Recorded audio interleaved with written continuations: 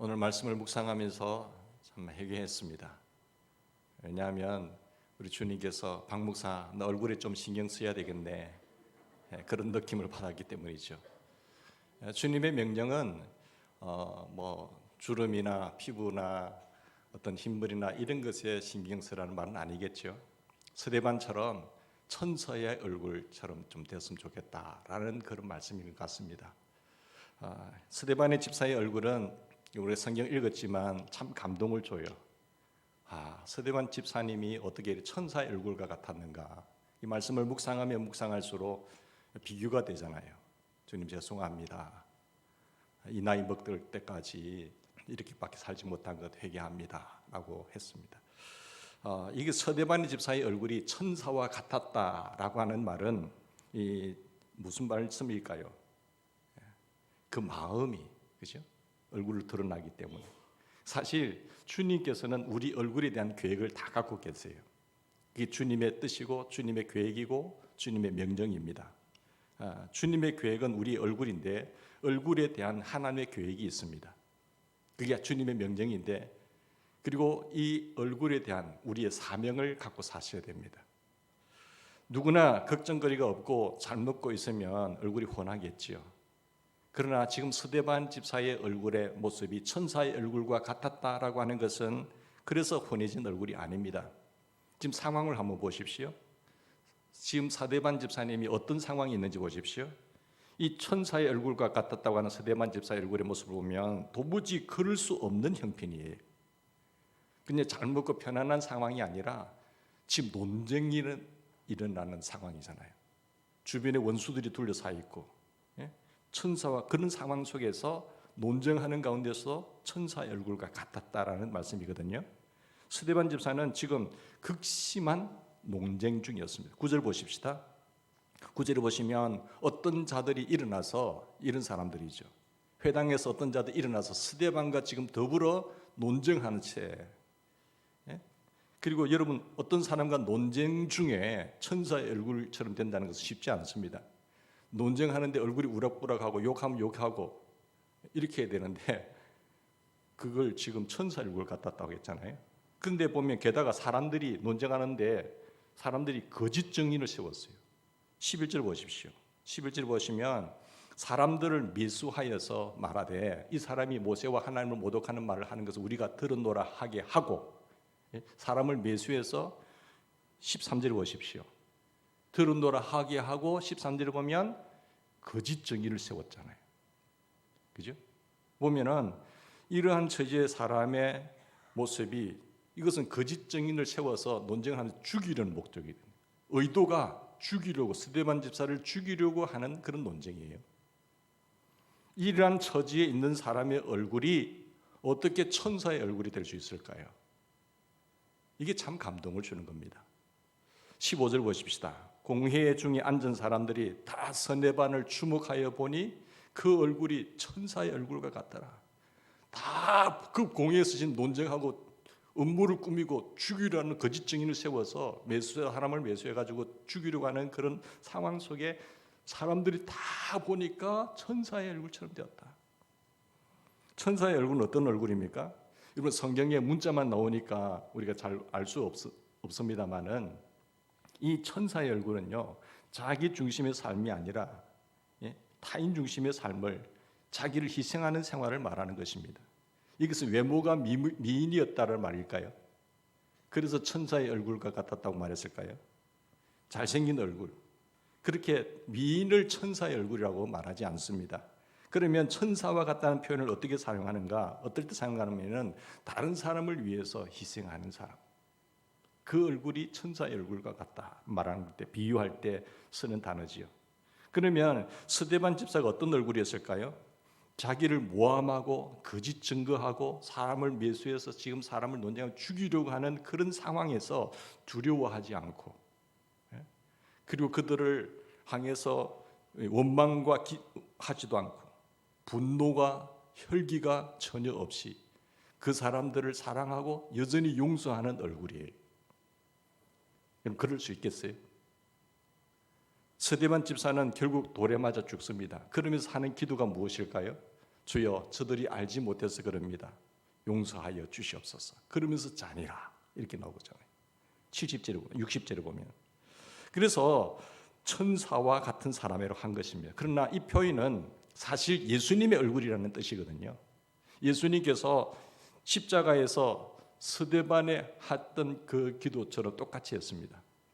누가복음 23장 34절에 보면 예수께서 이르시되 아버지 저들을 사하여 주옵소서 자기들이 하는 것을 알지 못하나이다 하면서 십자가에 돌아가셨어요. 그러므로 우리는 스데반 집사가 순교하는 순간에 그 얼굴 표정이 천사의 얼굴과 같았다라고 하는 이 표현, 지금 자기를 죽이려고 돌 던지는 이들을 향하여서 아버지 저들을 용서하여 주시옵소서 라고 하는 이 표현이죠. 오히려 사랑하고 용서하는 얼굴이었다는 것을 우리가 알 수 있습니다. 자, 이 자기를 향해서 돌 던지려고 죽이려고 하는 상황 속에서 천사의 얼굴과 같았다고 하는 표정은 무슨 말씀일까요? 예수님의 마음으로 충만했기 때문에 그런 얼굴이 나올 수 있었던 것입니다. 천사의 얼굴에 같았다는 것은 예수님의 얼굴과 같았다는 뜻이거든요. 그래서 자기들에게 돌을 던지려고 하는 사람들조차도 용서하고 사랑하는 얼굴이 되었다는 것입니다. 이건 숨길 수가 없어요. 그 순간에 얼굴 화장하고 해서 이렇게 천사의 얼굴 같았다는 것이 아니고 그런 극한 상황 속에서도 그냥 마음에서 나오는 겁니다. 그분 안에 누가 계셨기 때문이에요? 주님이 계셨기 때문에, 성령이 충만했기 때문에 그런 모습이 나온 것이죠.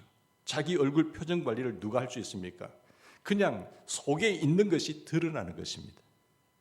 그래서 네 얼굴 관리 잘해라는 말씀이거든요.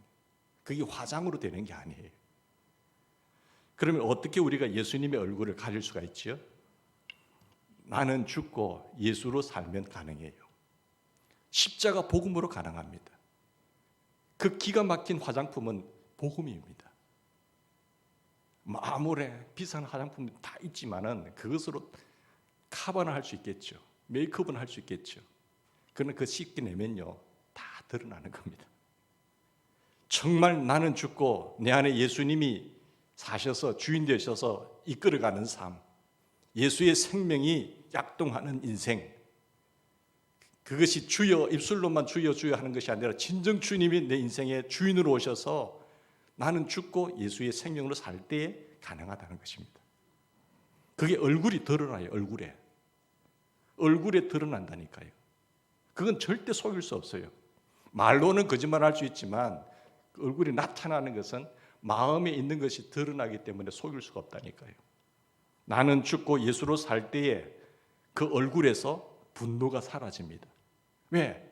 나는 죽었기 때문에 예수님이 사셔서 나타나는 거예요. 에브라함 링컨이 대통령께서 고인됐지만은 나이 40이 될 때에 자기 얼굴에 책임을 지라는 유명한 말씀이 있잖아요. 얼굴이야 자기가 선택을 합니까? 아니지 않습니까? 태어나 보니까 그렇게 생긴 것을 어떡하겠어요? 여기 말하는 것은 태어날 때 그렇게 생긴 것은 어쩔 수 없지만 40년 동안 인생을 삶고 마음에 담아둔 것을 살다 보면 세월이 흐르면서 어떻게 됩니까? 세월이 지나갈수록 자기 자신의 얼굴에 마음에 품었던 것이 드러나게 된다는 것입니다. 그래서 40이 되면 자기 얼굴에 책임을 져야 되는 거예요. 그는 이런 말을 할 자격이 있었습니다. 하루는 아브라함 링컨이 국회에서 연설을 하게 됐거든요. 그 연설을 하는 가운데 반대당이었던 그 한 의원이 손가락질을 하면서 벌떡 일어나서 당신 두 얼굴을 가진 사람 아닙니까? 당신은 두 얼굴을 가진 위선자유라고 소리쳤습니다. 이것은 미국 사회에서 굉장히 큰 욕입니다. 굉장히 모독하는 욕이에요. 그러니까 어떻게 감히 연설을 하고 있는데 두 얼굴을 가진 위선자라고 할 수 있습니까? 그런 상황 속에서도 에브라함 링컨이 뭐라고 한 줄 아세요? 아주 우습게 느낍니다. 제가 두 얼굴을 가졌다고 한다면 이 못난 얼굴을 가지고 나왔겠어요? 그러면 사람들이 와 웃었어요. 그러니까 속에 있는 것이 그냥 그대로 나온 것이요. 왜 하필 이 중요한 자리에 내가 이 못생긴 얼굴을 가지고 나왔겠어? 두 얼굴이라고 한다면 우리가 들어도 얼마나 위대한 말입니까? 이 말로 온 국회가 폭소가 됐다는 말인데, 이 링컨 대통령은 미남이 아닙니다. 여러분도 그 초상화를 봐서 그렇지만 이 구레나루 수염을 하고 있잖아요. 수염으로 자기 얼굴 조금 커버를 하고 있는 거죠. 좀 덮고 있는 거지. 그 얼굴은 누구에게나 그렇지만 미남은 아니지만 호감을 주는 얼굴이었단 말씀입니다. 고난 속에서 그가 백악관을 기도실로 삼을 정도로 기도의 사람이었어요. 늘 주님을 바라보면서 예수님과 동행하고 대화하는 사람이었습니다. 예수님을 늘 바라보니까 예수님을 닮아가는 거죠. 그리고 또한 고난을 많이 겪은 사람이었습니다. 그러나 고난을 많이 겪는다고 해서 다 좋은 얼굴이 되는 것은 아닙니다. 누구나 천사의 얼굴을 갖게 되는 것은 아닙니다. 어떤 사람이 악마의 얼굴을 가지고 있다고 한다면 그 사람도 고난을 많이 겪은 사람일 것입니다. 고난은 우리를 변화시킵니다. 새로워지게 하는 거예요. 우리 얼굴 표정도 바꿉니다. 고난을 많이 통과하게 되면 얼굴 표정이 변화돼요.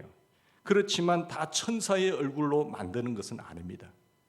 고난을 통해서 천사의 얼굴처럼 변하기도 하고요, 악마의 얼굴처럼 변하기도 해요. 고난은 분명히 변화를 주지만 어떤 변화를 가져다 주느냐, 어떤 변화를 가져오느냐 다 똑같지 않습니다. 똑같이 상황 속에 고난 속에 있지만 어떤 사람은 새로워지고 어떤 사람은 악마처럼 돼요. 어떤 사람은 극심한 가난을 겪고 수전노가 되기도 하지만 어떤 사람은 극심한 가난을 겪으면서 남을 베푸는 사람으로 바뀌는 사람도 있어요. 자기가 고난을 겪었기 때문에 남을 사랑하는 사람으로 바뀔 수 있다니까요. 남을 도와주는 어려운 사람을 생각하는 사람으로 바뀔 수가 있어요. 어떤 사람은 혹독한 상사를 경험하고 똑같이 악한 상사가 되는가 하면은 어떤 사람은 그 자리의 상사에 자기가 세워졌을 때는 정말로 아름다운 사람이 되기도 합니다. 굉장히 따뜻한 상관으로 바뀌는 사람도 있어요. 고난 속에서 고난을 겪을 때 얼굴이 아름다워지는 사람도 있고 고난을 통해서 얼굴이 더 험하게 바뀌는 사람도 있습니다. 고난 자체가 열쇠가 되는 것은 아닙니다. 문제는 고난이 아니라 자아가 죽었느냐 안 죽었느냐가 문제예요. 자아가 죽은 사람은요, 고난을 통해서 정말로 천사의 얼굴처럼 바뀝니다. 그러나 자아가 죽지 않는 사람의 고난은 자아가 여전히 살아있기 때문에 그렇게 안 바뀌어요. 얼굴이 더 망가집니다. 그러나 자아가 죽은 사람은 마음에 상처를 입습니까? 상처를 안 입어요. 근데 자아가 죽었는데 무슨 상처를 받아요? 자아가 살아있는 사람은 상처를 받습니다. 그러니까 얼굴이 계속 망가지는 거예요. 얼굴이 그대로 드러나는 거예요. 상처 입을 자아가 이미 죽었기 때문에 전혀 상처를 받지 않고 여전히 주님이 살아계셔서 주님의 얼굴의 모습을 드러내는 거죠. 이런 사람에게는 고난이 천사의 얼굴을 만드는 겁니다. 어느 대학생이 자신은 도무지 하나님의 말씀대로 살 자신이 없어서 내가 하나님의 뜻대로 살 결단을 못 내린다고 했습니다. 참 안타까운 것이 뭔가 하면 하나님의 말씀대로 사는 것이 어렵다는 생각이에요.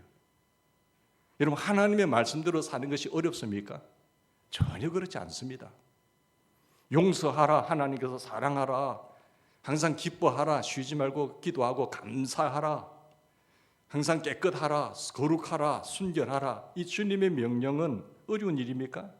아니죠. 도리어 미워하고 불평하고 비판하고 두려워하고 염려하고 방탕하게 사는 것이 더 어렵죠. 여러분, 살인하는 게 쉽습니까? 살인 안 하는 게 더 쉽지요. 도적질 하는 게 쉽습니까? 도적질 안 하는 게 더 쉽지요. 안 그러세요? 한여인이 이렇게 말했습니다. 내 나이가 70이었지만 일생 동안 이루어 놓은 게 하나도 없군요. 한평생 내가 애쓰며 살았으면서도 내가 이루어 놓은 것이 하나도 없다는 그런 표현 아니겠습니까? 그것이 어려운 일입니다. 이런 인생이 얼마나 힘들고 고통스러운 인생이겠습니까? 평생을 살았는데 한 것이 하나도 없다는 거예요. 이루어 놓은 것이 하나도 없다는 게 비참한 인생이죠. 정말 힘든 인생입니다. 사랑하라, 주님 그렇게 거룩하라, 기뻐하라, 감사하라. 주님의 명령은 결코 무거운 짐이 아닙니다. 이건 축복이에요. 그런데 그 하나님의 축복이 어렵게 느껴지는 이유가 뭐지요? 왜 주님의 이 따뜻한 단어들이 내게 어렵게 느껴질까요? 우리 자아가 죽지 않고 말씀대로 살려고 하니까 어려운 거예요. 내 자아가 여전히 그대로 있으면은 정말 종교 생활을 하면 힘든 겁니다. 말씀대로 살려고 하니까 어렵게 느껴지는 거 아니겠습니까? 예수님의 생명이 내 생명이 되고 예수님이 내게 주인 되셔서 왕노릇 하시면은 그분 따라가면 되는데 하나님의 말씀이 어렵게 느껴질 리가 없는 거예요. 그게 복입니다. 축복입니다. 여러분, 우리 하나님의 말씀이 몰라서 여러분 순종 안 합니까? 하나님 용서하라 했는데 용서라는 단어의 뜻을 몰라서 순종을 안 하는 겁니까? 아니면 더 많은 하나님의 뜻을, 하나님의 소리를 들어줘야 순종을 합니까? 한 단어라도 우리가 순종하기에 바쁜 인생입니다.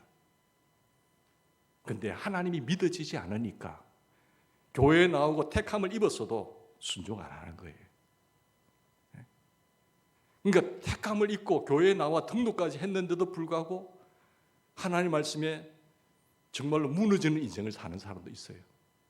하나님 말씀을 많이 듣지만 듣고 행하지 아니하면 그 집을 주초를 반석 위에 지은 연고가 아니고 모래 위에 지은 연고이기 때문에 그 집은 반드시 무너집니다. 여러분, 하나님의 말씀에 한 단어라도 주님을 신뢰하면서 믿고 순종해 보세요. 어떤 역사가 나타나는지. 여러분, 성경에 스데반 집사가 왜 등장합니까? 교회 안에 분쟁이 생겼잖아요. 헬라파 유대인, 히브리파 유대인 간의 여인들끼리 누가 왜 나를 도와주지 않느냐, 또 이 사람 도와주자, 이 사람 구제해주자 하면서 논쟁이 생긴 거예요. 분쟁이 생겼죠. 서로 자기 사람 도와주려고. 여자들끼리 이 논쟁은요 참 힘들어요. 좋을 때는 좋은데 결정적인 순간에 탁 틀어지잖아요. 정말 화해시키기 힘듭니다. 그게 돈 문제까지 연결됐다. 그건 더 힘든 거예요. 이것은 정말 풀기 어려운 문제입니다. 누가 해도 오해받기 쉽고요. 양쪽 다 불평을 듣기 쉬워요. 일 잘해놓고도 서로 양쪽이 다 싫어합니다.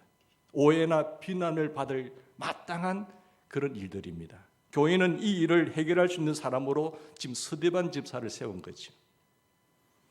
스데반 집사가 여기 보면 지혜가 충만하고 칭찬을 듣는 사람이 있기 때문입니다. 3절 보십시다. 형제들아, 너희 가운데서 성령과 지혜가 충만하여 칭찬 듣는 사람 7을 택하라. 그러니까 스데반이 평소에 어떤 사람이었는가를 알 수 있죠. 그의 인격이 어떤 분이었습니까? 인격의 모습이 성령 충만, 이것이 스데반 집사의 인격을 설명할 때 딱 따라오는 단어가 성령이 충만했다는 거죠. 성령이 충만하니까 예수님으로 가득한 사람이에요. 예수님으로 가득해서 사람들의 그런 삶을 사니까 칭찬 듣잖아요. 지혜가 있잖아요. 스데반이 얼마나 성령 충만했냐 하면 논쟁 중에도 혈기나 분노를 부리지 않습니다.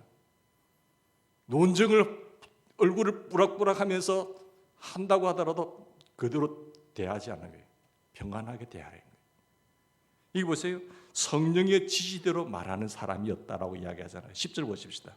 스데반이 지혜와 성령으로 말함을 저희가 능히 당치 못하니라. 절대로 혈기와 분노로 대하지 않고 성령의 지시를 따라서 대하는 거죠. 그래요? 알았어요. 그렇죠? 여러분, 어떤 사람과 논쟁할 때에 다 자기 성질이 나옵니다. 잘 대할 때는 여러분 다 온유하게 나타나죠. 그러나 자기를 헐뜯고 논쟁을 할 때 나오면 다 성질이 나오는 거예요. 그리고 혈기가 나오잖아요. 자기 주장이 나오잖아요. 자기 고집이 나오잖아요. 성령이 말하게 하심을 따라 산다는 것은, 그렇게 말한다는 것은 대단한 겁니다. 자기가 죽고 주님이 주인 된 사람만이 그렇게 할 수 있는 거죠. 그런데 스데반 집사는 그랬단 말입니다. 그래서 천사의 얼굴과 같았다는 것입니다. 오늘 우리가 말씀에서 무엇을 붙잡아야 되는가 하면요, 우리도 상황이 힘들고 사방에 자기를 죽이려고 음모하고 매도해서 죽이려고 하는 원수들이 둘러싸여 있을지라고 하더라도, 그렇다고 하더라도, 그런 상황이라고 하더라도 나는 죽고 내 자아가 죽고 예수로 사는 사람이 되면 얼마든지 천사의 얼굴이 될 수 있다는 거예요. 내가 말하는 것이 주님 주인하면서 거짓말이 아니고 진정성 있는 고백으로 그분이 내 안에서 주인 되어서 사신다고 한다면, 나는 예수의 생명으로 산다고 한다면, 여러분 십자가 복음만 분명하면은 얼마든지 우리가 천사의 얼굴이 된다는 것이죠. 예수님은 우리 그리스도인들에게 다 박 목사에게만 얼굴신이 있으라는 게 아니고, 저는 그런 느낌을 받았습니다만 우리 모두에게 얼굴에 신경 쓰라는 말씀이죠. 이것은 그리스도인의 우리의 사명입니다. 정말 우리의 사명이에요. 내가 예수를 50년 평생을 믿어도 내 얼굴 모습이 그 모양이다, 세상 사람들과 똑같다고 한다면 그 예수 믿는 사람 아닙니다. 주님이 그렇게 무능력한 분일까요? 아니죠. 여러분 그리스도인의 우리의 사명은요, 예수님께서 마태복음 5장 14절 보시면 너희는 세상의 빛이라고 하셨어요. 세상의 소금이라고 하셨잖아요. 빛이 되라가 아니라 소금이 되라가 아니라 우리 자체가 빛이고 소금이죠. 내 자아가 죽고 예수님과 연합해서 십자가 죽은 사람이라고 한다면, 예수님으로 사는 사람이라고 한다면 그 사람이 구원받는 사람이죠. 너희가 이 세상의 빛이라, 이 말은 우리가 어디를 가든지 어떤 사람들을 만나든지 우리를 보면서 그들이 빛을 느끼게 하라는 겁니다. 아, 저 사람은 마음에 놀라운 기쁨이 있구나. 아, 저 사람은 뭔가 참된 기쁨이 있구나. 무엇 때문에 그렇지? 그걸 알게 하라는 것이요. 여러분 이것은 얼굴 피부 관리를 잘하라는 말씀이 아닙니다. 우리가 나는 죽고 예수님으로 사는 사람이 되라, 참 생명을 소유한 자로 살아가라는 말씀이에요. 여러분 주님이 나와 함께 하시는 것이 의식이 되면 됩니다. 주님이 나와 함께 하신 것을 늘 생각이 되면 되는 거예요. 일주일에 주일 1시간뿐만 아니라 내 평소의 삶 속에서 주님이 나와 함께 하신다는 것이 믿어지고 의식이 되면요, 그렇게 말 안 해요. 그렇게 행동할 수가 없어요. 그런데 우리는 주님이 내 안에 임재하고 계심에도 불구하고 주님을 의식을 안 해요.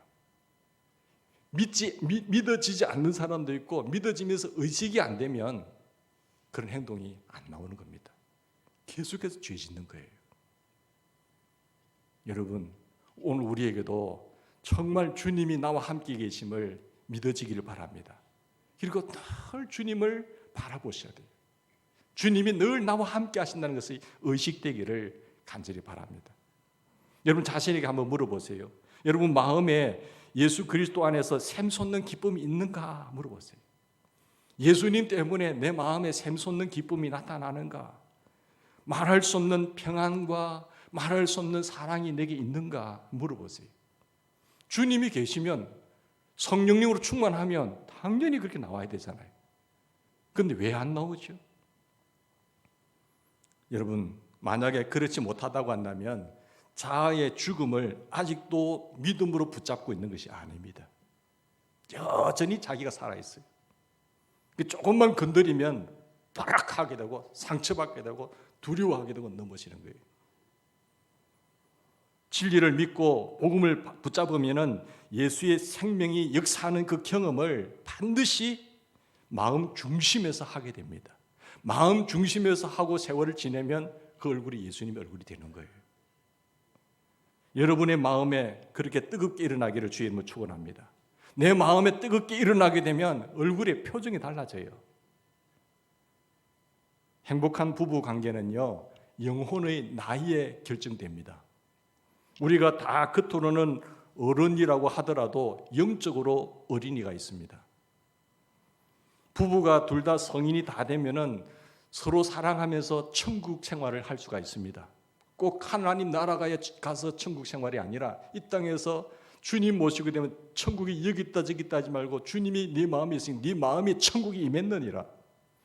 그러니까 영적으로 성숙한 사람 두 사람이 모여 살면 그 가정이 천국이 돼요. 믿습니까?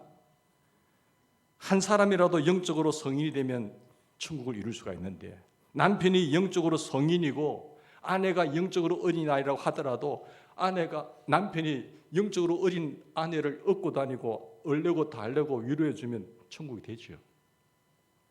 그런데 문제는 그렇게 남편이 그렇게 영적으로 어린 아내를 데리고 살면은 참 허하지요. 고독하지요. 반대로 남편이 영적으로 어리고 부인이 영적으로 성숙한다고 한다면 그 가정도 천국의 맛을 느낄 수가 있습니다. 그녀는 남편이 투정할 때마다 안아주고 남편이 투정할 때마다 아내는 마음을 달래고 위로한다고 한다면 그렇게 부부도 문제없이 살 수가 있겠죠. 어떤 아이가 엄마에게 원망합니다. 엄마, 나는 라면 끓여 먹으라 하고 아무렇게 반찬해 주면서 아빠에게는 왜 저렇게 반찬도 잘해줘? 아이를 살짝 이야기했어요. 얘야, 너는 엄마가 낳은 아이고 아빠는 데려온 아이야. 아이가 이해를 한 거예요. 이해를. 영적으로 어린 사람은요, 상대가 없으면 살 수 없기 때문에 상대를 떨어지지 않으려고 해요. 그것을 사랑이라고 생각해요. 계속 옆에부터 칭얼거리면서. 그러나 영적으로 어린 사람은요, 사실 사랑이 무엇인지도 모르고 그가 진정으로 사랑하는 것은 오직 자기 자신밖에 없어요. 자기 자신에게 잘해주면은 사랑하는 거고, 조금 잘 되라고 야단치면은 사랑하지 않는다고 말하고 미워한다고 이야기하는 거예요. 심각한 것은요, 두 사람 다 영적으로 어린 것이 문제입니다. 한 사람은 4살, 한 사람은 7살. 이 가정은요, 지옥과 같은 생활을 해요. 천국이 될 수가 없어요. 계속 어리니까 계속 싸우잖아요. 서로 이해를 합니까? 이해가 안 되는 거예요. 부부 생활을 대화 많이 한다고 해서 친밀해지는 건 아니거든요. 모든 오해가 풀어지는 것은 아닙니다. 영적으로 어린 사람은요, 대화할수록 싸움이 생겨요. 서로 이해 수준이 안 되니까. 어린아이도 같이 붙여넣어 보세요. 이해가 됩니까? 자기 주장만 하는 거지. 그러니까 어린아이들은 상대방의 이야기를 듣지 않습니다. 오직 자기 주장만 하고 자기 변호만 하고. 어린아이는 어린아이와 여러분 깊은 대화가 됩니까? 깊은 대화가 안 되잖아요. 그리고 장난감을 가지고 놀아야 되는 거예요. 근데 장난감이 계속 바꿔야 되잖아요. 한 달 가지고 놀면 실증 느끼고 또 바꿔달라고. 장난감으로 가지고 어울려야 돼요. 대화가 안 되는 거지. 여러분, 행복한 부부 생활에 있어서 교회 생활도 마찬가지입니다. 부부가 서로 영적으로 어른이 되는 것이 굉장히 중요합니다. 영적으로 성숙한 어른이 되면 그것이 천국이 되는 거예요.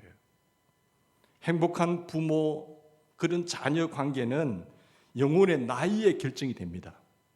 아무리 어른이라도 영적으로 어리면 그는 불행을 가져다 줘요. 부모의 영혼의 나이가 20세 이상의 성인이 된다고 한다면 그 부모는 자녀를 양육할 수 있으며 둘 다 행복할 거예요. 문제는 부모와 자녀 둘 다가 어리면 어떻게 될까요? 그건 비극입니다. 부모 자식 간의 원수가 되어버려요. 같은 혈족이라고 하더라도 원수가 됩니다. 그들은 평생 싸우며 원수관계로 살고, 그런 가정 많이 보지 않으세요? 네? 영적으로 어리니까 이해가 안 되는 거예요. 대화가 안 되는 거예요. 부모 자식 간의 원수가 되면서 피눈물 나는 거죠. 부모가 어리고 자녀가 성숙해 있다면 별 분쟁은 생기지 않지만 자녀는 어릴 때부터 우울한 시절을 보내야 됩니다. 부모를 모셔야 되니까. 영적으로 어린 부모를 자녀가 모셔야 되니까 얼마나 우울하겠어요. 얼마나 힘들겠어요. 영혼이 어린 사람이 결혼을 하잖아요. 영적으로 육적인 나이는 성인이 되는데 영혼이 어려요. 그 사람이 결혼을 하게 되면 부모가 된다는 것은 실로 무서운 것입니다. 정말 무서운 거예요. 그러나 많은 젊은이들이 안타깝게도 겁도 없이 상대방의 영적인 나이를 보는 것이 아니라 외모, 겉으로 나타난 외모, 학벌, 그리고 직업, 이런 것만 보는 거잖아요. 그것이 눈에 가려져서 어린아이를 배우자로 선택합니다. 영적으로 어린아이를 배우자로 선택해서 사는데 그들이 상대를 바라보지 못하는 것은 자신도 어리기 때문에 못 보는 거예요. 자신이 성숙하면은 제대로 볼 건데, 그리고 부모 말 듣느냐? 부모 말도 안 듣잖아요. 그로 인해서 겪는 가정의 어려움은 상상해 보세요. 끔찍하지 않으세요? 저 사람이 외모가 멋있기 때문에 믿고 맡긴다. 학벌이 좋기 때문에 돈 많은 집안이니까 맡긴다. 아유, 아닙니다. 그렇다면 우리가 어떻게 영적으로 어른이 될 수가 있죠? 영적으로 어른이 돼야 돼요. 무엇을 더 배우고 더 훈련받아서 되는 것이 아니라 십자가 복음이 그걸 해결해 준단 말이에요. 주님은 이걸 다 이루어 놓으셨어요. 그리고 나만 바라보고 따라오라는 거잖아요. 그래 그분이 나의 목자가 되면 부족함이 없어요. 다윗이 그걸 고백하지 않습니까? 나는 주님 죽고 예수로 사는 이 십자가 복음을 믿을 때 이루어집니다. 복음이 해결해 주는 거예요. 그걸 절대로 여러분 주여 주여 한다고 천국 가는 거 아닙니다. 속이지 마세요. 내가 구원의 능력이 주님이 내 안에 계시는데 변화가 없다? 어떻게 그럴 수가 있으세요? 그건 이상한 거잖아요. 나는 죽고 예수님으로 살 때의 어른이 되는 겁니다. 영적으로 성숙한 사람이 되는 겁니다. 영적으로 어리니까 자기 자신에게만 고정이 되어 있으니까 조금만 말해도 상처를 받게 되고 시험 들었다고 하고 불평하고 그 집안 한번 생각해 보세요. 여러분 어떻게 되는가. 부모님이 어른인데 자식이 예수 믿고 보니까 영적으로 어린아이 하면은 그 지옥과 같은 인생을 사는 거죠.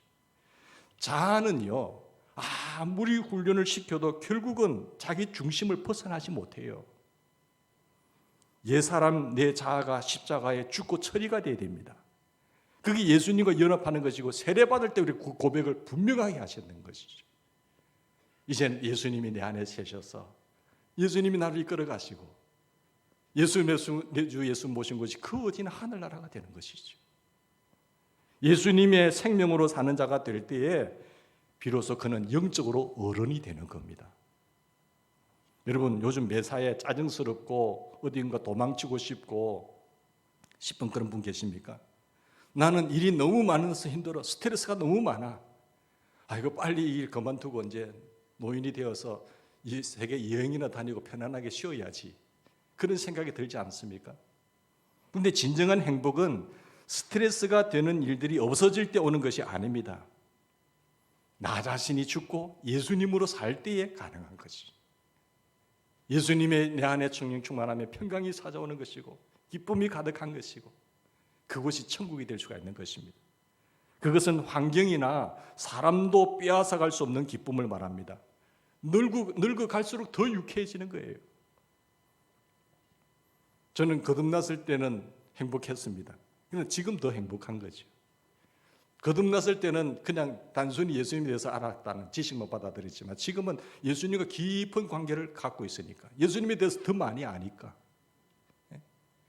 늘 예수님 바라보고 예수님 생각하고 예수님과 동행하니까 여러분 관계가 행복을 만들어줍니다. 관계가 불편하면요 참 힘들어요. 이 땅의 주인 되시고 내 인생의 생사복을 주관하신 그분이 내 주인이라고 한다면 그분과 함께 하는 거죠. 이 세상 얼마나 많이 산다고 이 세상에 아둥바둥하다가 마귀의 종로로 타다가 살다가 주님 앞에 선다고 한번 생각해 보세요. 이 땅에서 천국을 누리다가 맛을 보고 영원히 준비하신 주님께서 이루어놓으신 그 하늘나라 주님과 영생지복을 누린다고 한다면 그 사람보다 더 큰 축복의 사람이 어디 있겠습니까? 지금 하는 일이 빨리 마치고 그 다음에 편안하게 놀려고 하지 마십시오. 일을 다 마쳐도 여러분 놀 수 없고 평생 할 수 있는 일이 있다는 것을 알아야 됩니다. 아이들 빨리 공부시키고 빨리 결혼하고 빨리 낳아서 직장 보내고 결혼시켜서 나는 쉬어야지. 그런 일 안 옵니다. 어른들이 다 물어보세요. 평생 일해야 돼요. 그렇다고 한다면 이제 무엇이 남았습니까? 해방된 후에 얼마나 내가 행복한지, 기쁨의 삶이 얼마나 시작된지 모든 일을 빨리 해치우려고 하지 말고 주님과의 관계를 회복하는 우리가 되기를 바랍니다. 일 속에서 즐기는 법을 배워야 돼요. 일 속에서 즐기는 법. 예수님으로 살면 주님과 함께 하면 되는 거잖아요. 24시간 주님과 동행하는 거예요. 스탠리 존스 선교사님이 쓴 책 순례자의 노래라는 책에 보면 스탠리 존스 선교사님이 6개월간 전도 여행을 떠날 때에 메리 웹스터라고 하는 자매가 쪽지 한 장을 줬어요.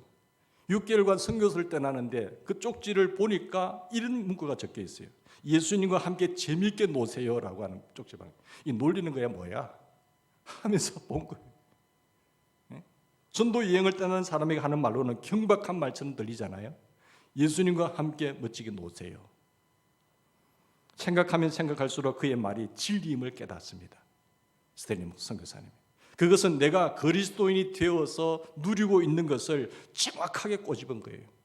예수님과 함께 노는 거예요. 나는 재미를 누리고 있다. 예수님과 함께 하는 재미를, 그리스도인이 되는 것은 재미있는 일이다. 우리도 옆에 있는 분들에게 그렇게 인사하고 싶습니다. 예수님과 함께 잘 노십시오. 잘 노세요. 목회도 힘들 수가 있어요. 다중에 돌아가면 또 일이 많은데 뭐 놀아란 말이냐. 주님과 함께 한번 해보세요. 주님과 함께. 사랑하는 여러분, 나는 죽고 예수로 사는 사람에게는 재미있게 놀다가 오는 것입니다. 예수님과 함께 즐기는 것입니다. 이것이 엄청난 복이죠. 그때 내 얼굴이 천사의 얼굴이 되는 것입니다. 이 은혜와 축복이 우리 모두에게 나타나서, 야, 대인절개 성도들 다 천사의 얼굴과 같네. 이런 은혜와 복된 얼굴이 다 되시기를 간절히 바랍니다. 우리 같이 기도하십시다.